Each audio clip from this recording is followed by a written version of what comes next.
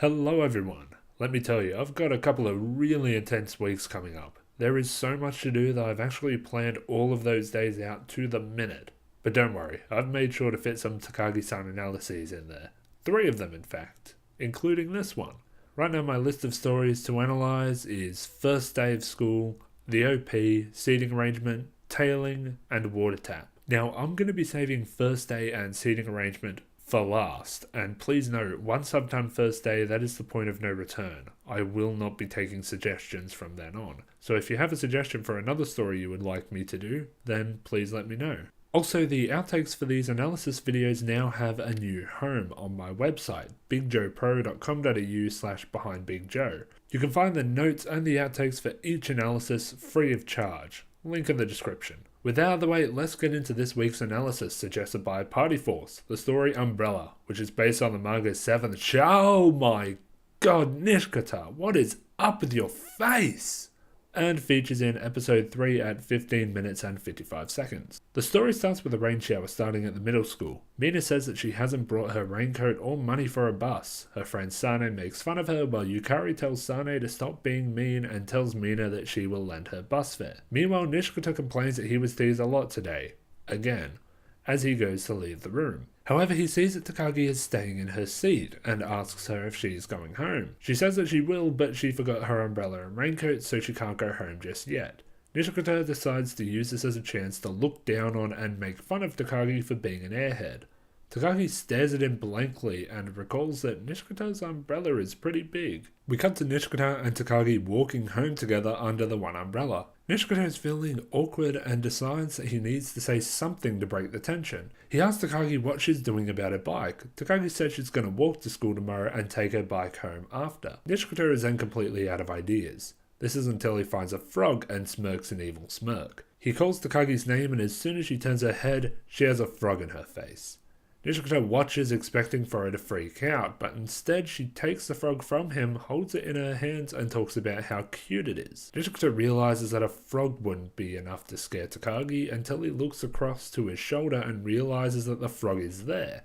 He freaks out and swats the frog. Nishikata, what is up with your face? Takagi laughs at him for being so frightened by a little frog and Nishikata becomes frustrated that she got him yet again. Takagi then notices that his shoulder is getting wet. When she brings it up, Nishikata says that he'll be fine, but Takagi insists on getting closer so that they can both get under the umbrella. Takagi presses up against Nishikata to get closer. Nishikata freaks out. He mentions that his heart is beating very hard and if Takagi realizes how nervous he is, she'll make fun of him again. He decides to get the jump on her before she can realize what's going on. Nishikata brings up that it is unlike Takagi to forget her umbrella, and asks if she really is an airhead. Takagi stares at him blankly, and Nishikata worries that he might have gone too far, something that he doesn't convey to us verbally in the manga. Takagi admits that she can be pretty forgetful sometimes, and Nishikata, who didn't see this coming, thinks about how Takagi admitting her forgetfulness is technically a win for him. He enjoys the satisfaction for a short time. As you can imagine though, this satisfaction does not last for long, as Takagi has a plan to turn his words against him. She says that she's having trouble remembering something right now, and when Nishikata smugly asks what it is, she says she can't remember the name of what they are doing with the two of them under the umbrella. Nishikata becomes embarrassed and looks to the ground until Takagi suddenly remembers that the word is ayagasa.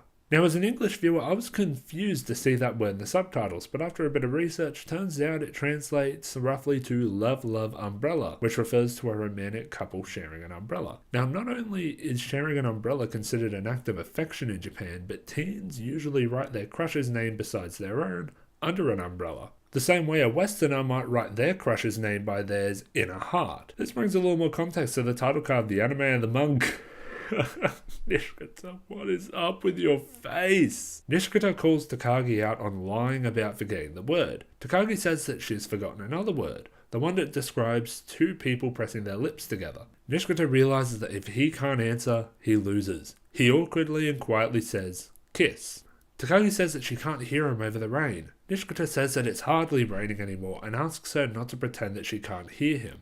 But he says it again anyway. Takagi pretends to realize, oh yeah, that's the word. This is where the exchanges end in the manga, what is up with your face. However, the anime has one more question from Takagi.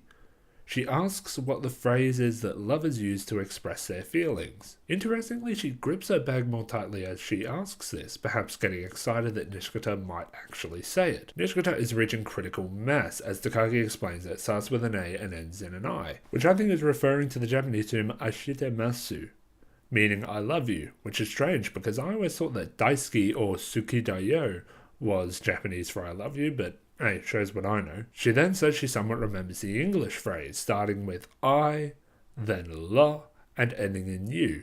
Takagi then explicitly tells Nishikata to say it. Nishikata asks her to stop.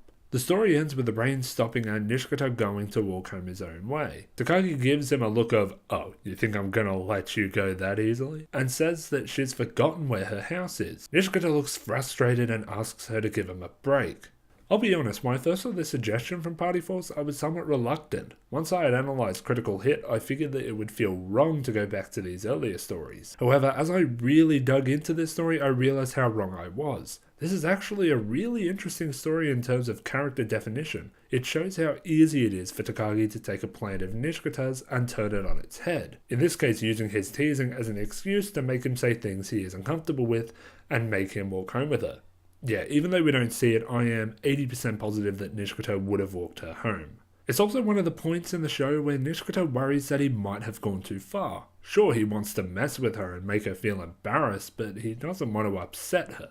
It's also a pretty clear showcase of just how timid Nishikata is about talking about love and kissing with Takagi. I mean, to be fair, we've never seen him talk about this with anyone else, so we don't know how he usually treats these subjects, but we do know that he hates talking about them with Takagi.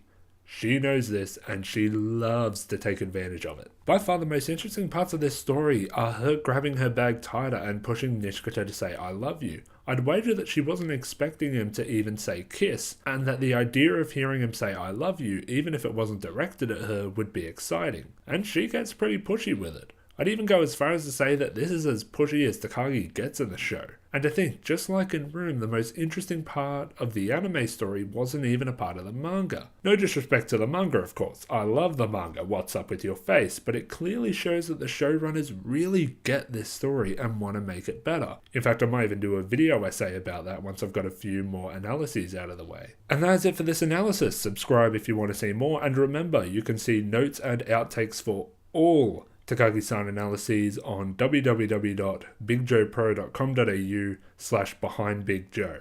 And while you're there, why not check out the other videos I make for a living? Thank you all so much for watching, and I will see you next time.